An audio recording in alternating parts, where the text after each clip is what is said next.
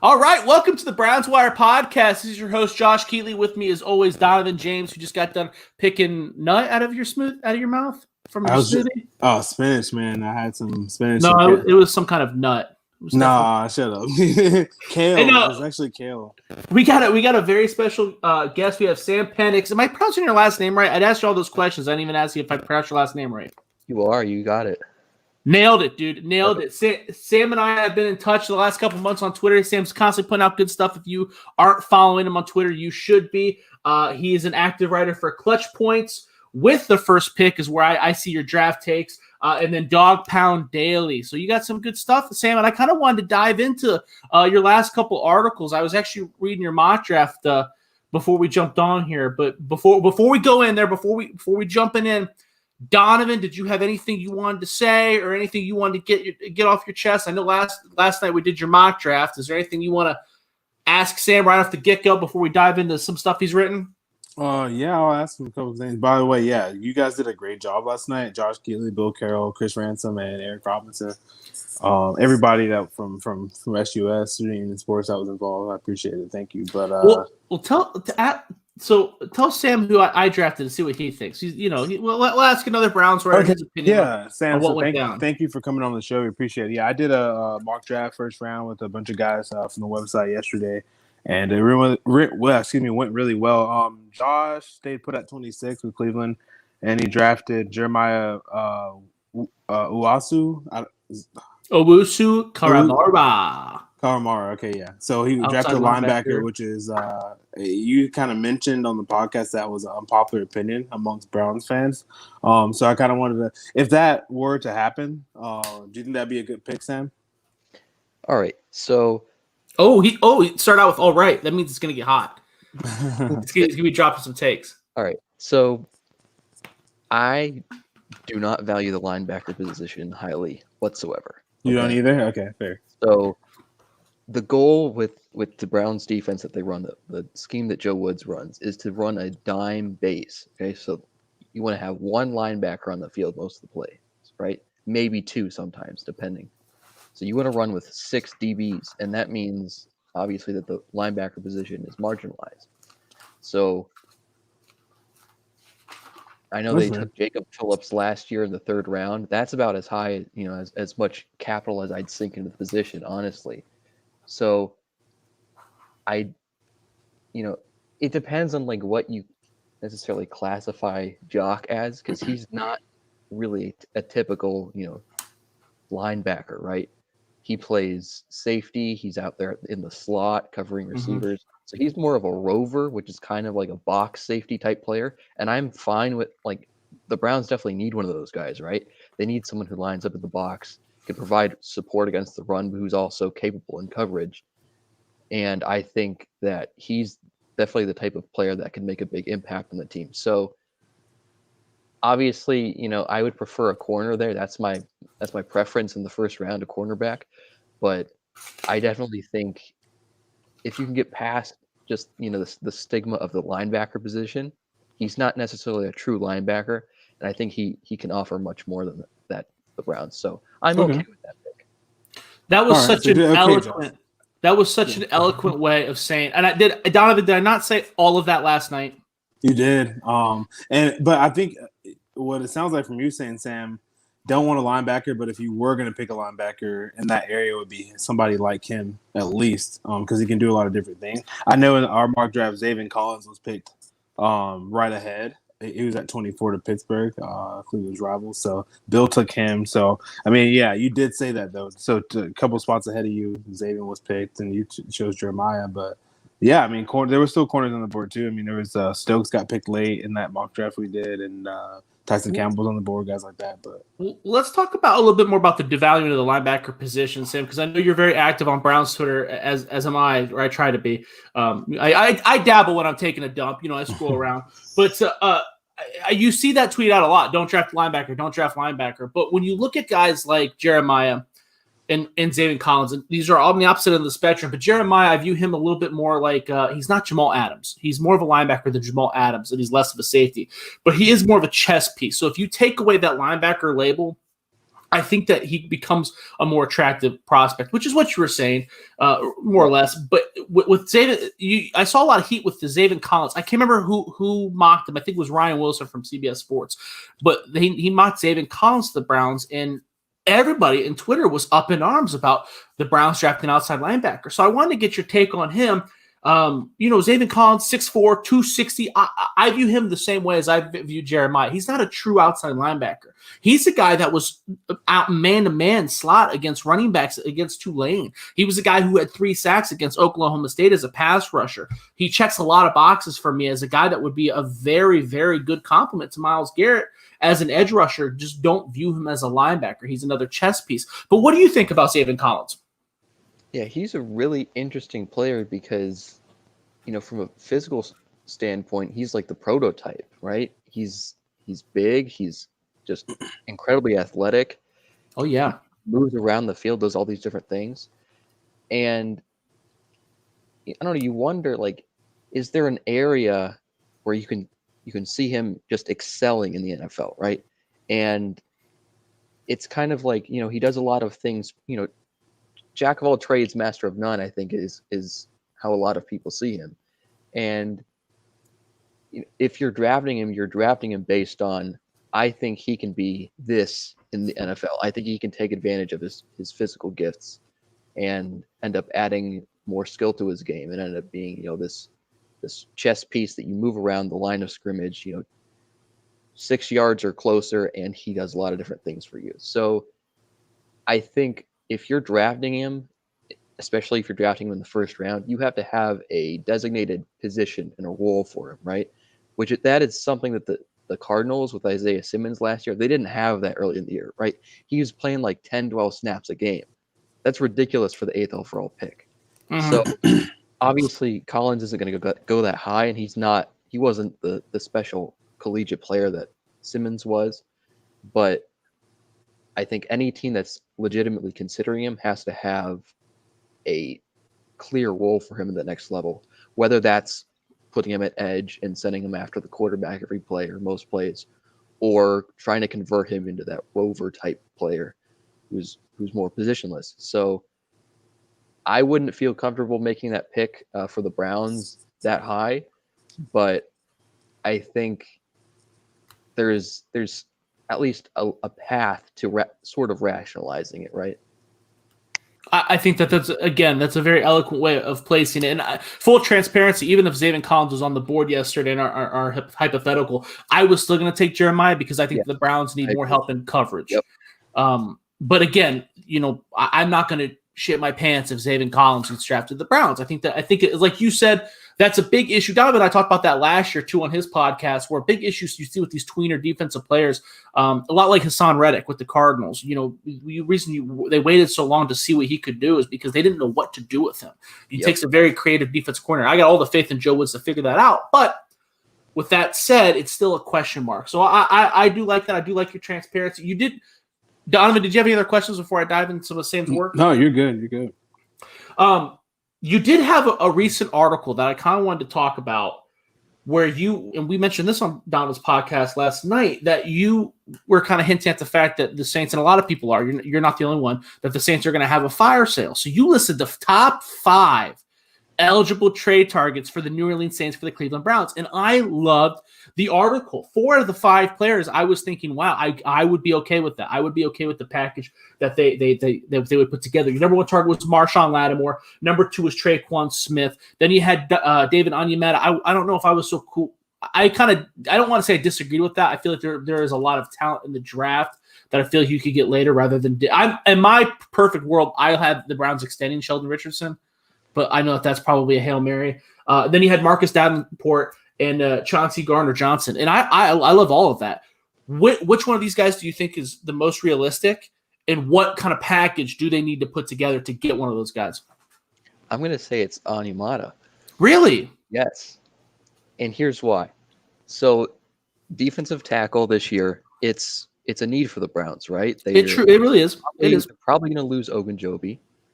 Yes. He's probably going to want too much on the open market for the player he is. They're hopefully getting Billings back, which is going to be a huge boost, I think. Yeah, be huge. Has there been indications that he's not coming back? Because I've everything I've heard that he's coming back, right?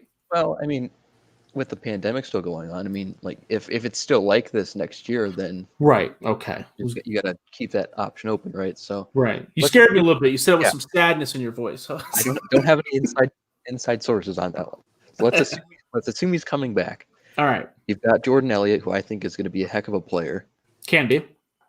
And then you've got Richardson here, who he's set to make $13.6 million against the cap, which is extremely expensive for the player that he is. I think he has a lot of value to the Browns. I think they would like to keep him both, for his on-field contributions and who he is in the locker room. But they've got to find a way to get that cap hit down and probably like cut it in half, right? Yeah. So let's hope they can do that. But even if they can, I still think they need another defensive tackle to rotate in there because Woods was going, rotating both of them out. So he'd have, drive to drive. You'd have a different DT set up there, which I really like because it keeps those guys fresh. And he was doing that at edge early in the year before everybody started getting hurt. So yes. Ideally, you want to be 4 deep at both of those positions. So Onyemata, ideally, he's, 28 or 29? He's on a pretty good contract, and he was ridiculously productive this year from a pass rushing standpoint. He's also really good against the run. So I think if you put him at 3 tech, his natural position, and rotate him with Richardson at 3 tech, and you have Billings handling the 1, I think you've got a really good 4 deep DT rotation there.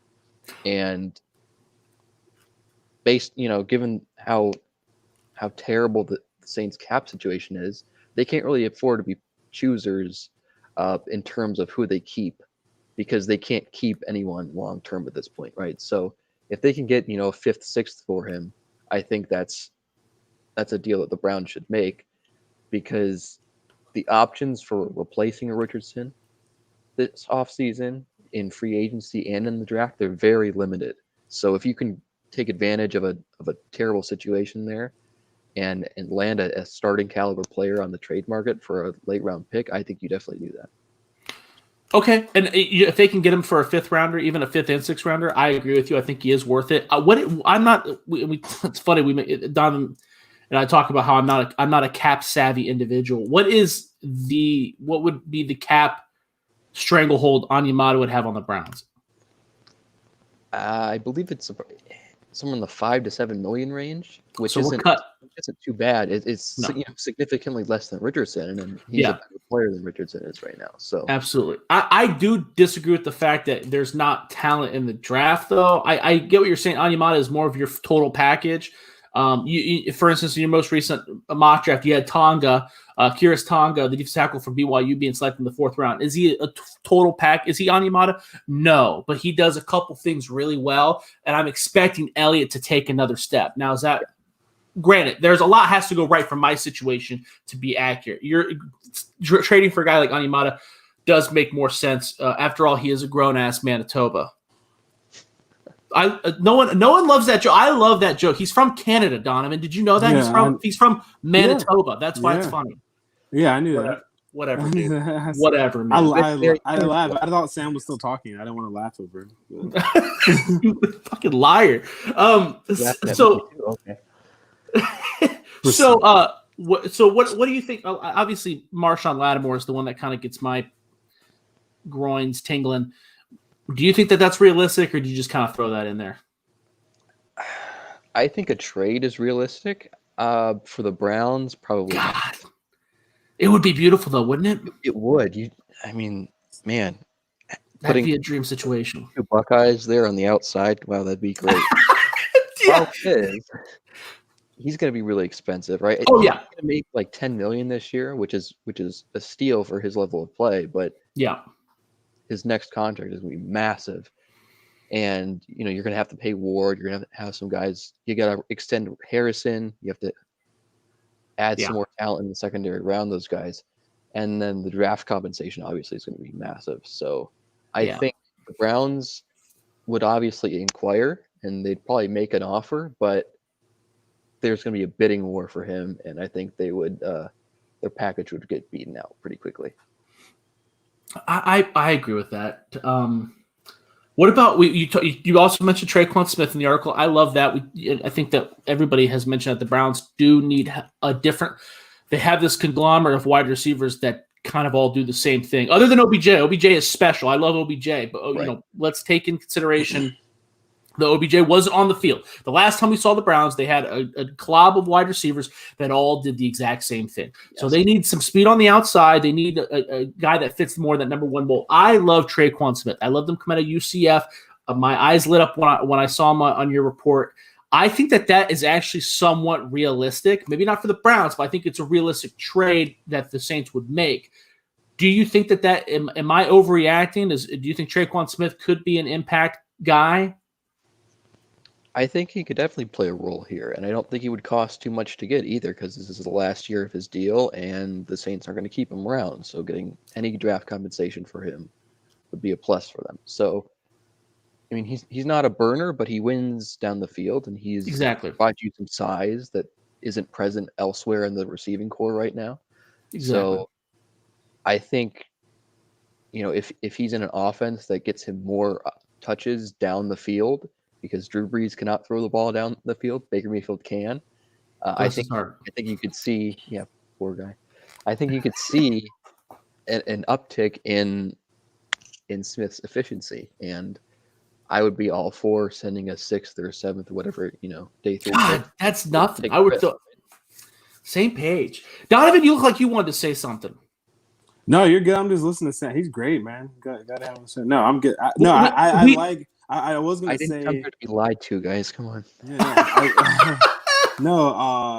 Traquan, that would be a good fit for them. No, I like that actually a lot. I think when he's 6'3", like 214, 215, I mean, he's a big target downfield for them. And like we've been talking about that so much on the podcast, Josh, like OBJ and him being out, but like I like Higgins a lot. I like Landry too. They kind of do the same thing. I'm just enamored with the tight ends by Cleveland. That's my favorite thing. But at the end of the day, like you made a really good point. I think it was last week with Molly and Mac. You were talking about how like the tight ends are great, but like I mean, at the end of the day, like your tight ends, they don't kind of do the same thing. At the end of the day, I mean, and now Njoku obviously can go get it in a different way a little bit. Hoop and Bryant kind of similar, I feel like. But Njoku's athletic as hell, but I mean, he's also very, very injury prone. But you definitely need that big target downfield. I think that'd be nice to have on the offense. Yeah, but. And that's all I meant. When I said all the tight ends do the same thing, they all bring something unique to the table in what they do. David Njoku, he's so good once he gets the ball in his hands and breaking tackles. Austin Hooper's been very consistent. He was kind of had a down year compared to what my expectations were, but when you saw him make some pretty eye-popping catches, and Harrison Bryant's going to be a good H-back level, Chris Cooley type tight end. But again, the Browns need someone that can make people scared down deep. And I think that's what Traquan Smith brings to the table. And I think that's what, Sam, you were kind of trying to say as well, right? We have a bunch of wide receivers that are really good at work in the middle, but Donovan Peoples-Jones has really been the only threat deep since OBJ's injury. Yeah, that's true. Yeah. And you can win a lot of games without an outside threat. I mean, you know what I mean? But it's just not ideal. I mean, I feel like the Patriots made a living off of dumping it. As we saw against the Chiefs, that the absence of a deep threat on the outside was devastating. Yeah, absolutely. Absolutely. You can win a lot of games without it, but if you really want to reach that next level, and if you have a quarterback like Baker Mayfield that can hit that long ball with the accuracy that he can, you're missing out. You're not using him to his full potential.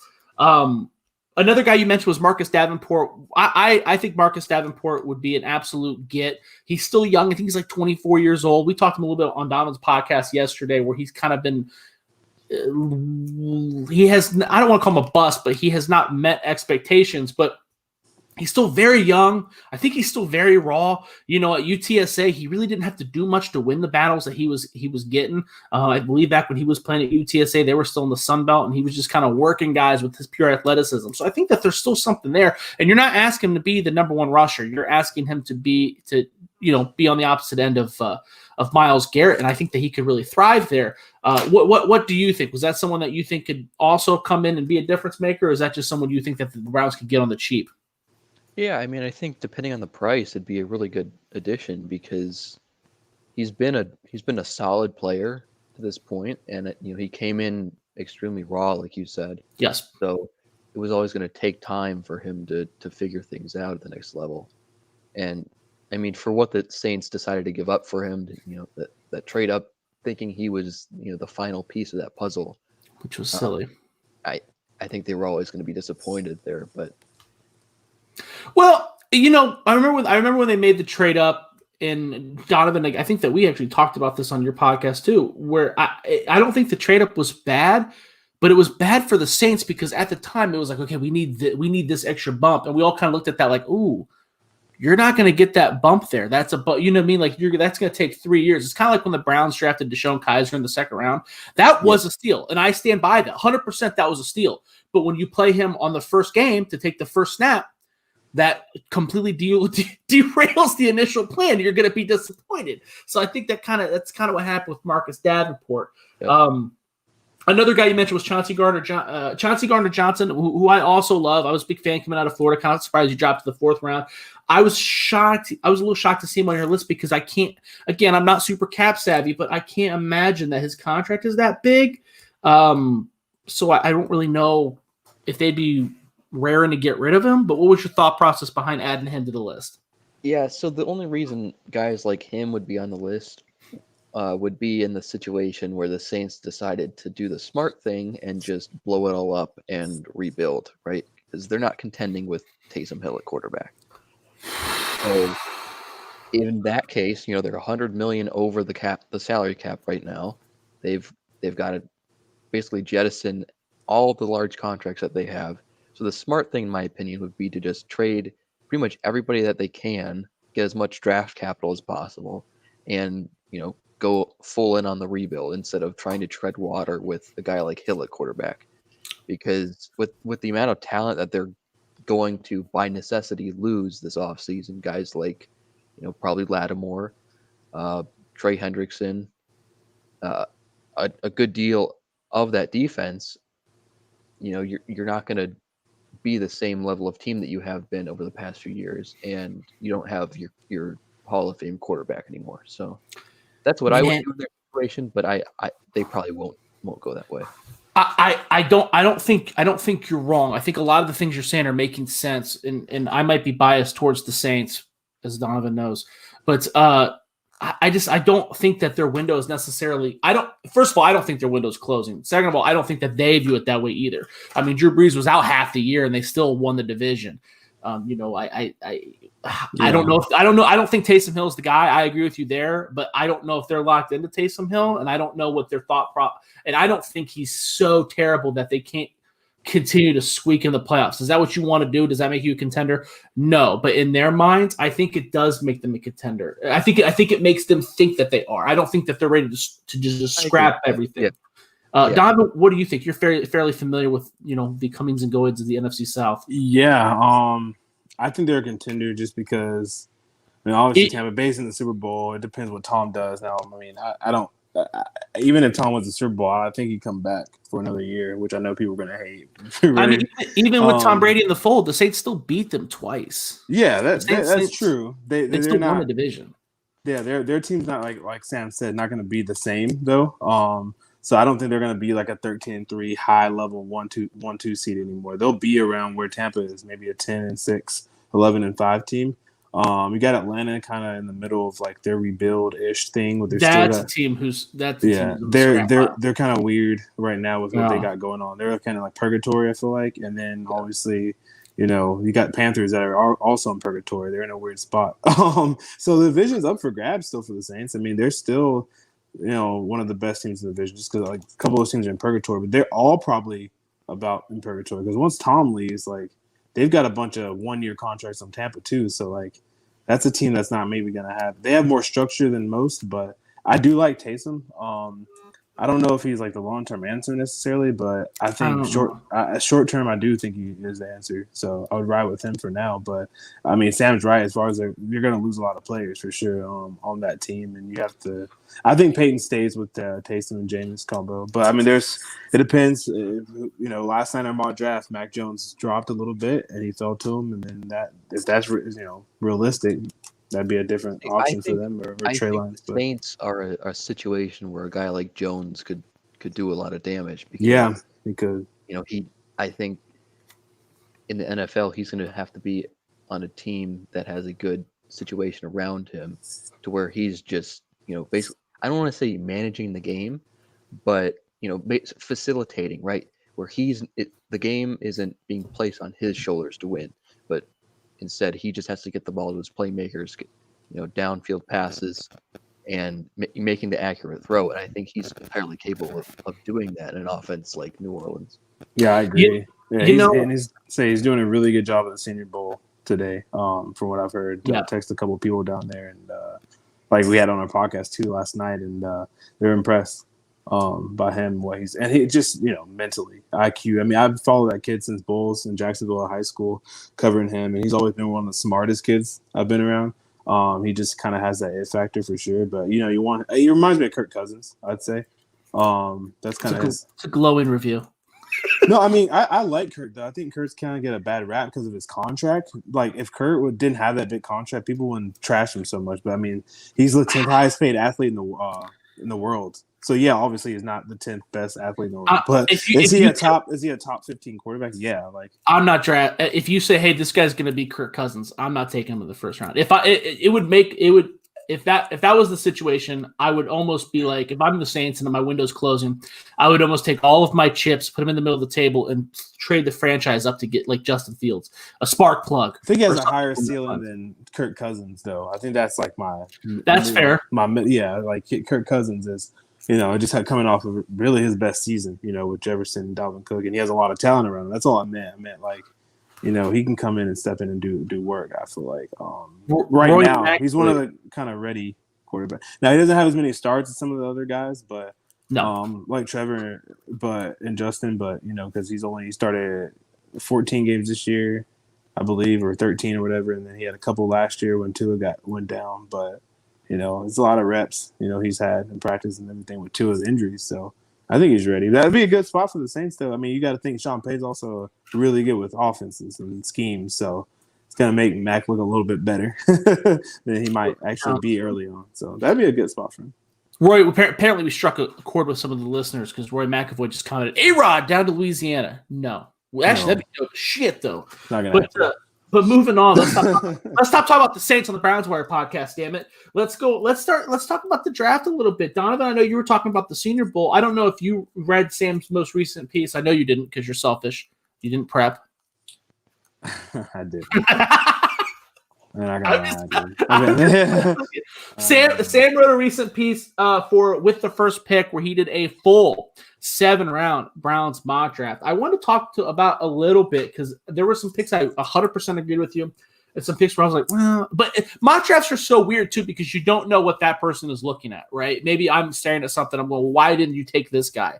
But that guy could have been off the board. But Sam, if you don't mind, can we talk about your mock draft a little bit? Yeah, let's do it. Okay, so your first round pick was Ifeatu Melifonwu. I know I butchered his name. That's pretty good. I wish he had a name like his brother, Obi. Just Obi. Yeah. If Bill was here, he would have got it right. Yeah, I know he would have. Oh, his brother is Obi Melifonwu, who was the second round safety from University of Connecticut that went to the Oakland Raiders and didn't do anything. So what's going on? He's got Melifonwu's got a lot of hype.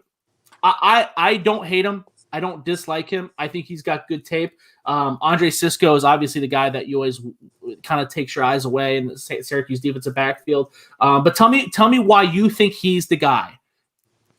Yeah, as I said before, corner is my preference in the first round because the Browns have Ward and nothing else there. So I'm assuming Greedy Williams. I think you just have to view him as a lost cause at this point. Really hoping he can come back, but I think not as a player, but as just just health wise, right? Right. No, I don't think anybody nerves disagrees with the are- position. Yeah. So Yeah. Melifonwu, he's big, so obviously you want that size at corner because Ward tends to struggle against some of the bigger guys, which is understandable because he's small and frail. So Jesus. Being a little harsh. Greedy Williams, he's dead. He's dad, and Denzel Ward is a tiny little baby boy. All right. quote Greg Williams. Okay. That's right. Yeah. So Melifonwu would give you the size in that secondary that really the Browns haven't had in quite a while.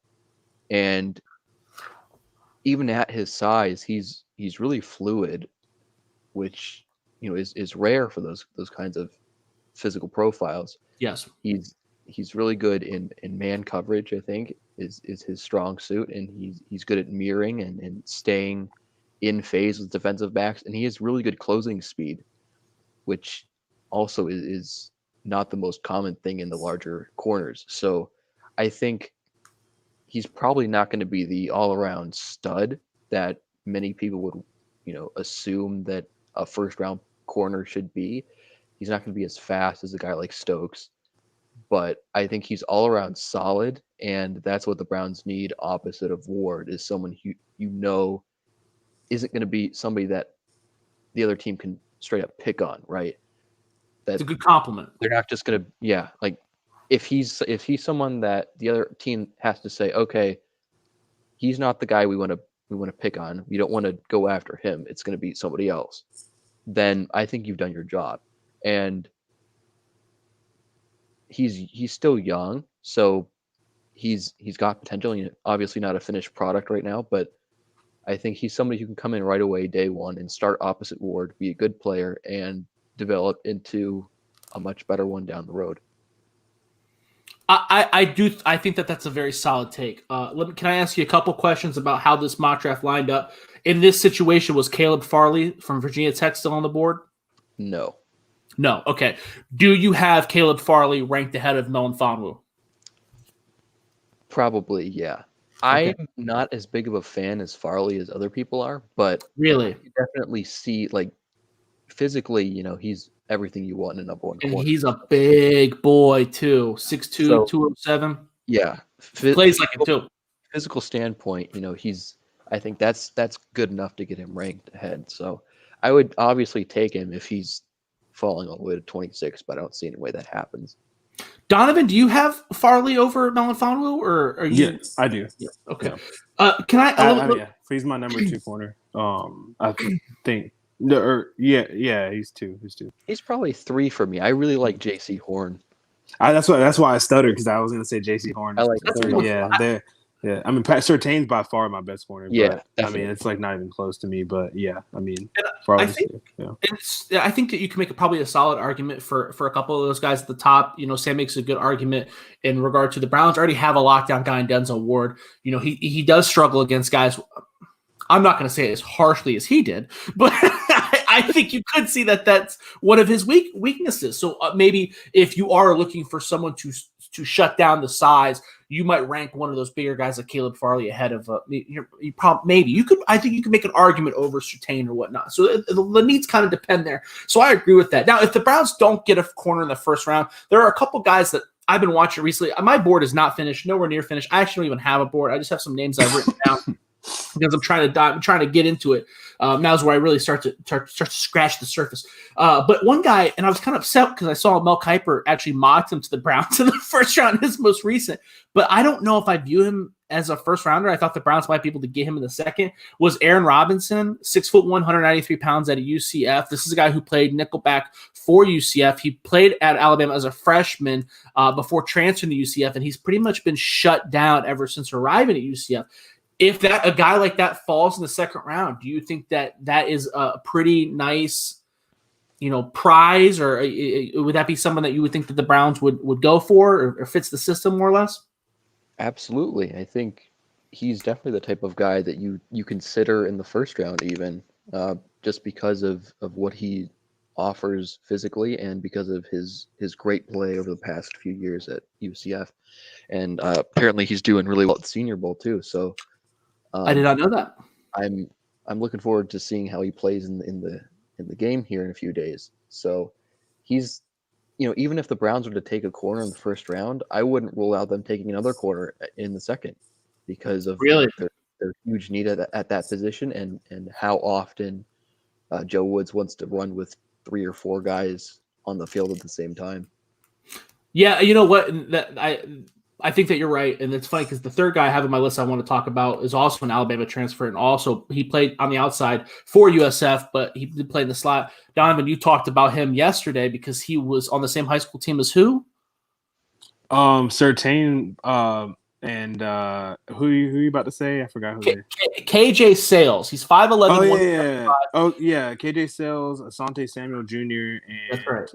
Patrick Surtain II all play the same high school team. Yeah, and American Heritage. Yeah. And Sales was also at Alabama and then transferred to USF, and he's been pretty much shut down. Does not have the size of those guys, but also is not someone I had in the first, and I haven't seen him be mocked in the second. Sam, is this a guy that you've you touched on yet, or is somebody you're familiar with? I have not. I'll have to add him to the watch list here probably tomorrow. Yeah, let me know if I've overrated him. Like I said, I'm just trying to find guys that are high, medium, low, and I think that's maybe where they might be looking. You mentioned lack of size, but I mean, if as long as they cover well, like you could be 5'8", you could be Elijah Molden, and I'll find a role for you, right? Because you can play. Yeah, when you start to get out of the first round too, it's more important that you can get a guy that it's not just about size. You want to make sure that there's a role for him, whether it's he can at least guard, get in the slot, go out there in the nickel, and then play special teams. Special teams is also a big deal. KJ Sales does play special teams. Moving on to the second round, you had Tylan Wallace, dude, and this pick. Ooh, it made me tingly, my friend. Wide receiver at Oklahoma State, real burner, 6'1", 185. I mean, there were games where he absolutely just dominated. There was one game because I bet on him. Was it against Tulsa? I can't remember, but he got hurt, and then they started to suck, and then he came back and was like, "Nah, I'm back in." He scored like 3 touchdowns. Donovan, do you remember that game? I don't. I'm sorry. I like Tylan Wallace though. He was absolutely the Oklahoma State offense revolved more around Tylan Wallace than Chuba Hubbard. I'll say it. That's a fact, dude. He was fantastic what he did. So Sam, I really like that pick. I think that's an awesome pick. I think that this is a guy that would maybe be, the number 2. I mean, he's got a lot of talent, and if you pair him with OBJ, this got me excited. Aside from Devontae Smith, he is my favorite receiver in the class. I love him. He's so good. You say burner. He's probably not going to run, a 4.3, I wouldn't say, but he just wins downfield, right? He just gets open. It doesn't matter which corner he's facing. He creates separation downfield. He's been running really good routes in Senior Bowl practice this week, which is really encouraging. It might, good performance that way might knock him out of running for the Browns' second round pick, unfortunately. But if he's there, he's the guy I want, probably no matter what, because having a guy on the outside who wins vertically, he's got insane ball skills, really strong hands. He wins through contact, and having a threat there just to open up the middle of the field for the tight ends and for your Landrys, your Higgins, your other guys there. I think that's a massive addition to the offense that's going to really take that group from really good this season to elite. And I agree with where they need to be. Like if you put Wallace on the Browns in that Chiefs game, they win that game. That's heavy, but it's hard to disagree. Wallace is special. Wallace is special, and I apologize. I jumped the gun before I asked you more about your wide receivers. Were there any other cornerbacks that I missed that you were kind of thinking, "Oh, this might be a good fit"? Or someone that maybe we should watch, a sleeper, maybe. If we're a sleeper, you could say Thomas Graham from Oregon. It's a good one. It's a good one. Also at the Senior Bowl, correct? He is there. Yes. Yeah, so he's not huge, but he opted out this past season, so this is really the first tape we're getting of him in over a calendar year at this point. but I mean, he's fluid. He's really sticky and feisty. I think he's the kind of competitor. It's always, I don't know, like you don't want to draft somebody because they're a competitor, right? All these guys are competitors, but the kind of mindset that he exudes on the field, and the consistent effort that he gives in man coverage, I think that's the kind of guy you want in your secondary, and I could easily see him playing a big role for this team in his rookie season. I think that's fair. I like that one. And just to point out, I don't think everyone's a competitor. Matter of fact, Obi, Melon Famu's brother, was not a competitor. That was one of his bigger issues. So let's jump back into the wide receivers. There was a couple guys that I saw. I'm kind of going through my mind like, okay, who else would be there? Who are some later round guys? A guy that I really like, and this might be my Big Ten bias coming up, which is funny because the 3 wide receivers I wrote down are all from the Big Ten. Whop Philyor out of Indiana, 5'11", 177. This is a guy that was just exciting with the ball in his hands. He could play on special teams. He's not. I don't know what his 40 time is going to be, but it would not surprise me if it was really fast. But I really like him. He tore the doors off of Ole Miss in the Outback Bowl. I think he had like 18 receptions or something like that. I think he's a spark plug that the Browns might be looking at. Is that? Do you think that the Browns are going to steer away from that and they're going to look for a guy that's maybe got better size, or is that you think that guy's in play? I don't think so. I think they want size, but I don't think they're going to write somebody off because he's not 6'3", right? I think just if you can score, if you can get open, you're going to be under consideration. And I haven't finished up on Philyor yet, but like I know the Ohio State Buckeyes defense was not good this year, but if you can dominate Ohio State the way he did, you can play. And so I definitely think he could be a fit for this team. Just like you said, a spark plug,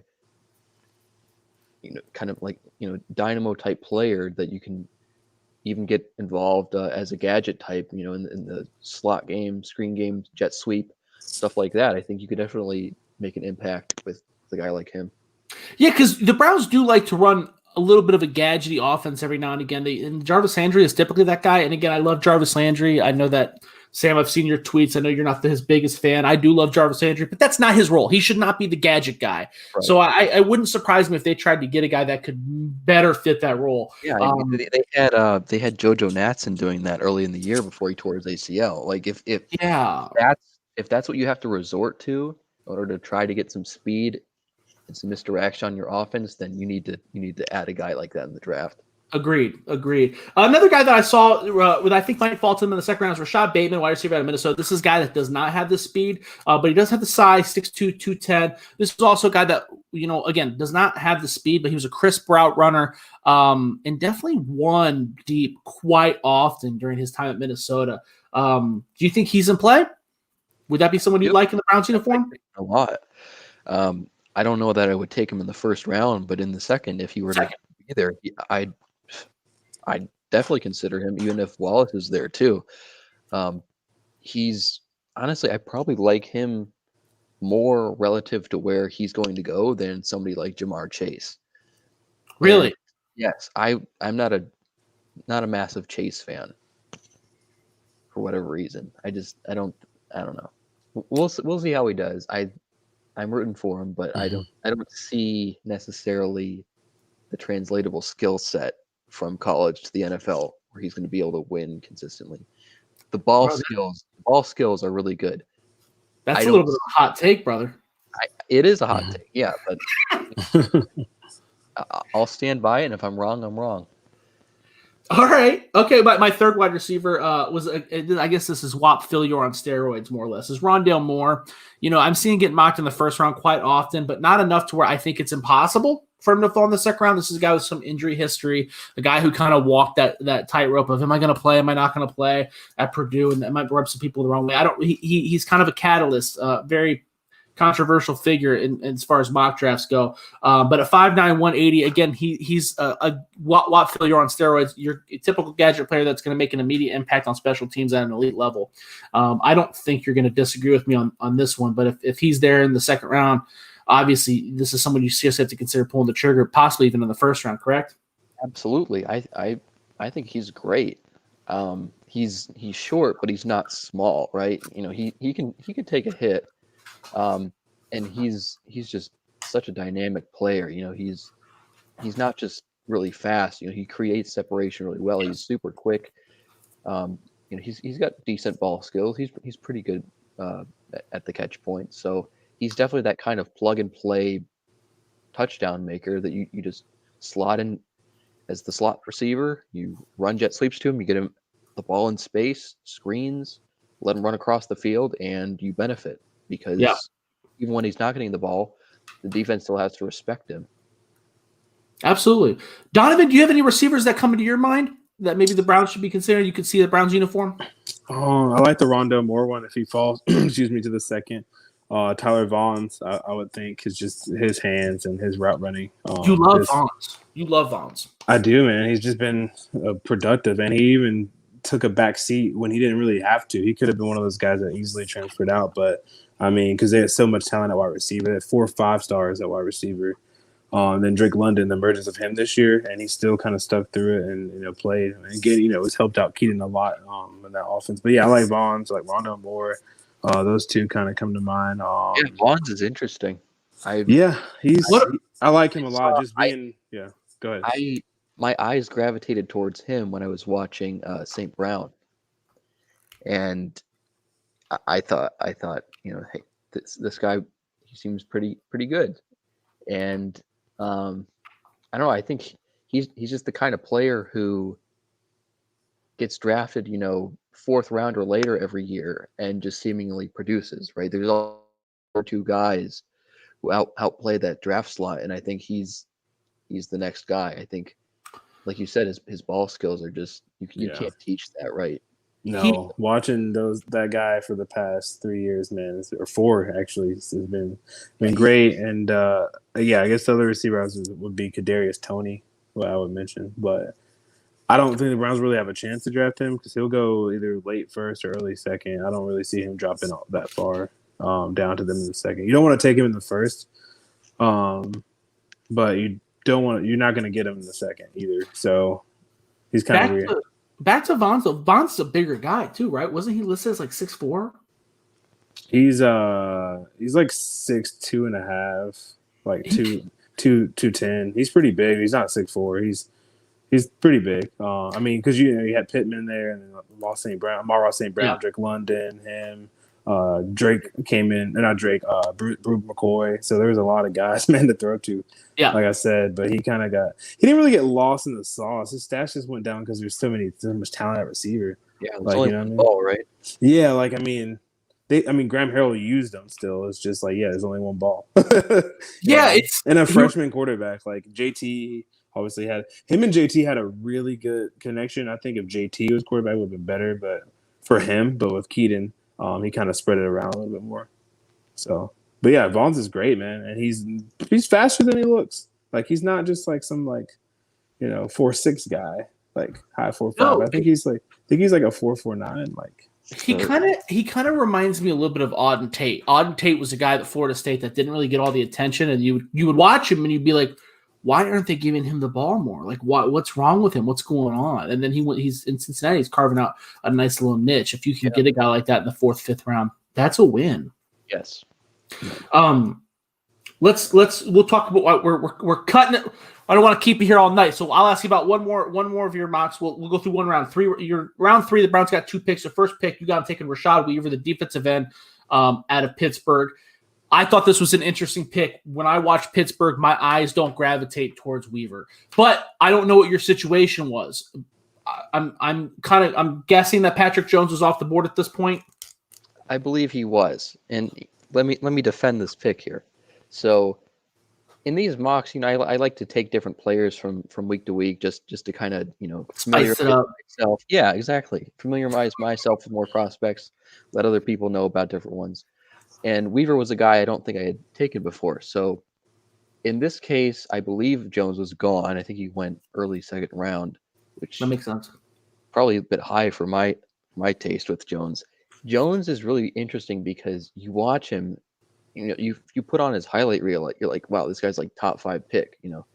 He's pretty damn good. He's got such, I mean, like his athleticism in that frame, it's crazy. His jump off the snap is insane, but he's still really, really raw. Like even as a senior, I don't know. There's a lot of stuff like he doesn't really string together pass rush moves. He doesn't have a bunch of counters. He doesn't use his speed to power nearly as much as I would like to see him do, because I think he's got the potential to be a dominant player the next level. Absolutely. But he doesn't do it consistently enough for me right now for me to take him, in the first round, for example.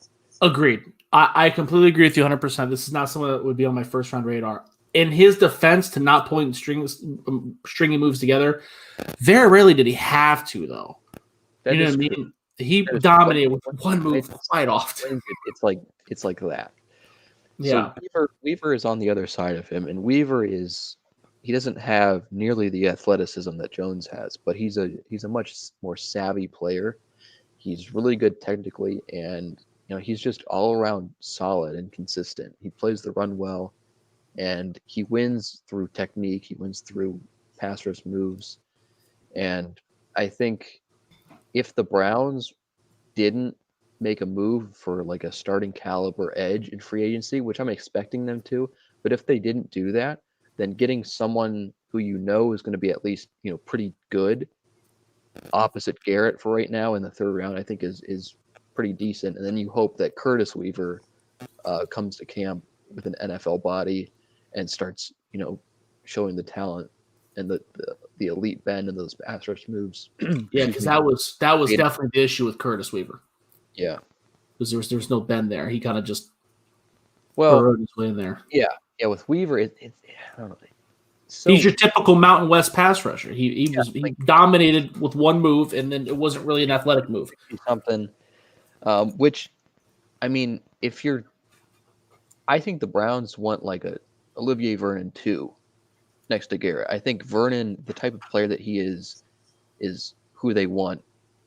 And I think he's perfectly suited to play opposite Garrett, but obviously with the Achilles injury now. Dude, Vernon was the shit though. Vernon was better than Garrett for, pretty much the whole back end of the season. Vernon was a legitimate and COVID and everything. Yeah, he was in a legitimate edge number one. I mean, he was getting double teams and still couldn't be stopped. I'd like to see him back in the fold, but I totally get what you're saying. Where sometimes it doesn't work out that way. A couple. What are Weaver's measurements too? By the way, I didn't write them down. Is he a big boy? He's like 6'5", 250, something like that. 6'5", 250. So a couple guys that I like, Peyton Turner, defensive end out of Houston, 6'6", 288. He's a thick boy. You could nickname him Arby's because he's got the meats. But he had the largest wingspan at the Senior Bowl since 1999. And this is a guy who absolutely dominated Houston. When his last year in 2019, I had my eye on him. And on the opposite end was – oh my God! I can't believe I didn't write it down. The defensive end, Donovan. It's the guy transferred to McNeese State. He's playing this spring. Whatever. The guy he was playing opposite of was very good. So he wasn't taking double teams every play. So I was thinking, it was Isaiah Chambers. Isaiah Chambers is the guy that transferred to McNeese State. So he wasn't getting double teamed every play. Wasn't getting double teamed very often at all. But this year he was. Isaiah Chambers was gone, and a lot of focus was on Turner, and he was still a terror. So I'm a big fan of him. What do you view of Patrick Turner or Peyton Turner? I'm sorry. Yeah, I mean that wingspan will turn heads, right? No kidding. He was very good this past year. I think he's definitely a realistic option for the Browns because of the size that he brings. And I think you could even play him inside at 3-tech if you wanted. Well, he played inside. I don't think he played inside at all this year, but previously he did play inside. They sprinkled him inside, and I think you could do both. He'd probably be drafted as an edge, but inside on pass rush downs. So he's the kind of base end prototype from a physical standpoint that I think the Browns really want to have opposite of Miles, and with his his length and his size and his athleticism, I think he's definitely a player that they would like to add opposite of Garrett, and one that I would be interested in personally. For sure, that might be a guy that, due to the Senior Bowl, kind of outshines where I currently have him slated. Another guy that I really liked, Bill mentioned him last night, was Patrick Johnson, defensive end at Tulane. This was a guy I was really excited to see play in the bowl, but his father passed away, so he obviously missed the bowl. Doesn't have great size, 6'3", 250 is what they had him listed as. So, he's going to be lucky to hit those numbers. But this is a guy that was an absolute tear off the edge, very capable pass rusher that I think that they can get. This might be like a late round guy that could come in and contribute. We're seeing guys like Porter Gustin play. There's no reason to think that, the Browns are playing guys that don't have a high pedigree of draft stock on the edge anyways. And Patrick Johnson has some potential. Is this somebody you're familiar with? Have you taken a peek at yet? Yeah, I think I've taken him in a few drafts here. Oh, really? Over the past few months. Yeah. Very, very productive. Yes. And obviously, that's one of the pillars that you use when evaluating a player. And, even if he's on the smaller side, I mean, so is Vernon technically, right? So I think it's more how well you can hold up against the run in that smaller frame. And I think he does a pretty good job of it in addition to his pass rushing ability. So if they really want to replace Vernon with a Vernon type player, and I think they do, then Johnson is somebody that I think they would definitely target on day 3, even if they've already taken an edge earlier. Yeah, I would agree with that. This is a guy that if he does slide down that far, you take a peek at him no matter what your plans were, because he was very productive. I guess I did overreact on the size part. 250 is not exactly small. But yeah, I agree with that. Donovan, are there any edge players that come to mind that the Brown might look good in the Browns uniform? Yeah, you named one of them, Peyton Turner. That was kind of one I had, or one I've been looking at just because I saw the arm length today. But Jalen Phillips out of Miami would be one, and then Malik Herring, kind of in the day 3 from Georgia. He's on the shorter side, doesn't have like really long arms or anything, but just his potential is kind of really good to me. Jalen Phillips always has concussion injuries. He has productivity, and if you watch his tape, like he got there. He's just, he had 8 sacks. So people are like, oh, he didn't get a lot of sacks. He had 8. He could have had like 15, really. Like I know Eric like kind of put out a lot of stuff on him, and like he was there all the time, very disruptive. And Malik is kind of like I said, day 3, 5th round type of guy from Georgia, but he's got good tape too. He can kind of do multiple things for you, but he's not, like I said, he's only 6'3". Doesn't have really long arms. Probably one of the shorter armed guys at the position this year. And then he's 262, but he's kind of, a project type of guy. But I like both. Phillips is a real interesting guy because he's another one of those polarizing mock draft prospects because you've seen him go in the first. I mean, I've seen mock drafts where he's going number 10, and then I see mock drafts where he's not in the first round at all. And I think you nailed it on the head when you said a lot of it's the injury issue. I mean, that's one of the reasons why he transferred. He got a little bit of baggage. I don't know. A little bit. Yeah, I don't know if he fits I don't know if this new regime does the baggage like that. A safety that I had written down for our next conversation was James Wiggins at Cincinnati, who's got a very similar. Now, concussions are more serious because he gets one more, he's done. But James Wiggins he's had a couple serious season-ending injuries, and that's another guy that I was like, when I wrote down his name, I was thinking, man, I don't know if the Browns are going to do that anymore. That's more of a John Dorsey thing, and I'm not against it or for it, but I don't know. Sam, what are your views on drafting guys with a little bit of a long history of injuries like Phillips? Yeah, I mean, for Phillips in particular, I mean, he's a fantastic player. Like if he doesn't have the injury history, he's probably, for me at least, edge 1 in this class. He's just wow. He's fantastic. Even with Gregory Rousseau on the other side. I like Phillips more than I like Rousseau. Yeah. Wow. Yeah. Okay. Yeah. So it's just a shame that he has all those concussions because, like you said, one more concussion and he's done for good, right? And he had 2 shoulder surgeries. 2. Yeah, he had a separated shoulder and then he had one shoulder surgery. Oh, so it's only one. It's only two total shoulder injuries, one surgery. Got it. He's definitely got had some work done, and it's a shame because of how good of a player he is. And other guys like Marvin Wilson, another great player who hasn't finished a season ever in college. Yeah, that's right. These are some really excellent players who, if they're healthy, they're difference makers. But the risk there is very high. So, like you said, I don't know that this regime is going to be on board with taking an injury risk unless they were to fall significantly past, where those guys are projected to be. Like if you could find Phillips in the third round, yes, you do that because one, you have an extra third.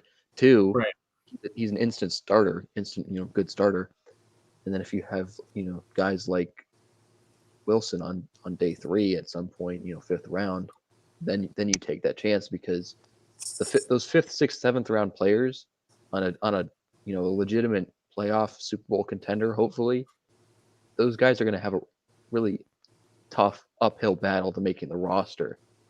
So if you can get someone who's significantly more talented than anyone else you're going to find at that point in the draft, even with an injury history, I think you could definitely consider it. Yeah, it's definitely interesting. We'll have to, because Marvin Wilson's is a good one too. I don't think his injury history is as extensive. His is more of my understanding is that a lot of his is work ethic related, which I don't think that the Browns mind as much. I mean, Jordan Elliott kind of went through the same thing.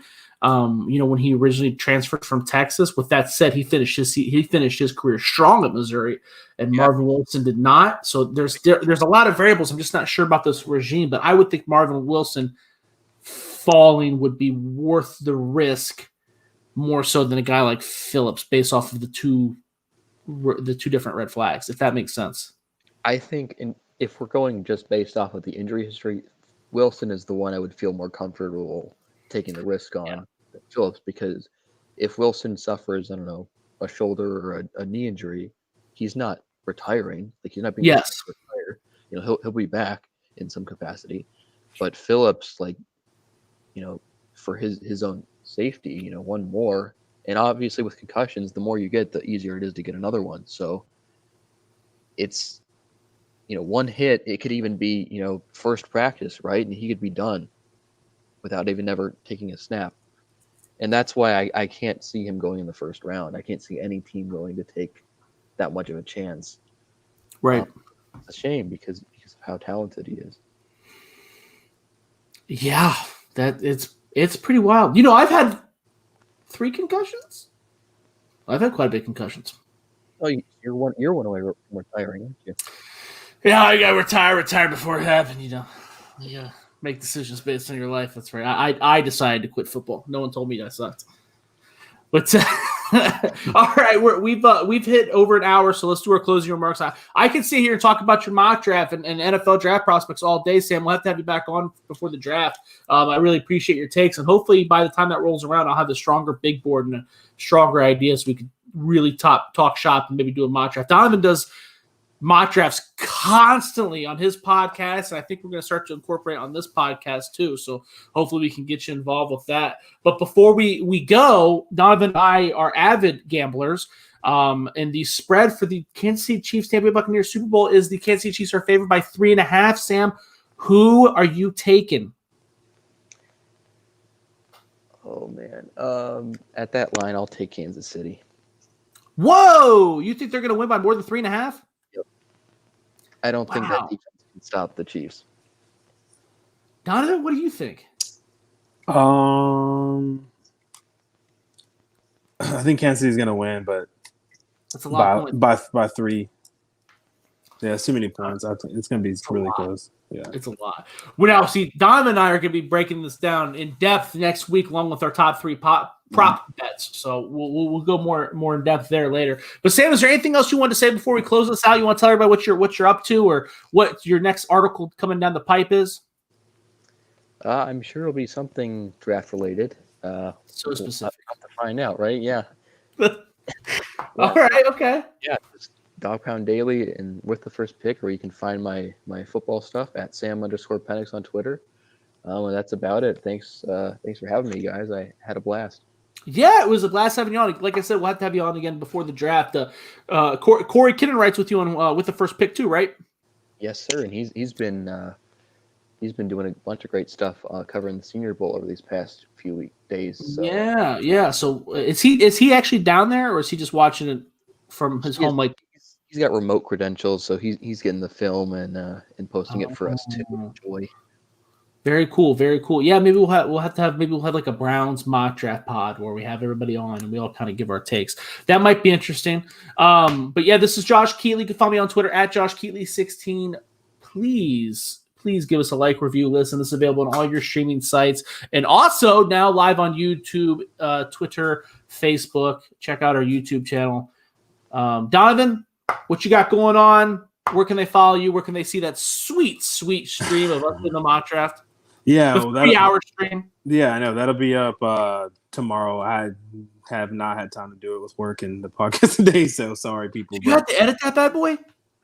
I didn't have to. I haven't even sent it, dude. I've worked 12 hours and then came straight on the podcast. I've been worked like 9 to 9 and then came straight on here. So it'll be out tomorrow. Yeah, I'll send it to them and we'll get it situated and figured out. But that'll be up. And just follow me on Twitter at Don James Sports. Name remains the same. Thank you. Just beware, Sam. If Donovan ever invites you to mock draft, you strap in, bro. You're gonna be there for 3 hours, dude. Hey, He goes hard in the paint, and he allows trades too. True. Love it. We spent what was the Jordan Love trade last night? I don't have it in front of me. I think they picked like someone had the Packers, and then the other person had the Jets. Yeah. And the Packers gave Jordan Love their first, second, third, and like a first round next year. No, it was like it was just Jordan Love and like one pick, I think. Was it? Oh, I don't. Yeah, well, the Packers gave up Jordan Love in the first round pick, and the Jets gave 2/3 and like a next year second or something. I don't know, something like that. I don't do it, man. Yeah, I don't do the trades. I don't have it in front of me. I just sit tight. But all right, this was the Browns Wire podcast. Thank you, and we are out.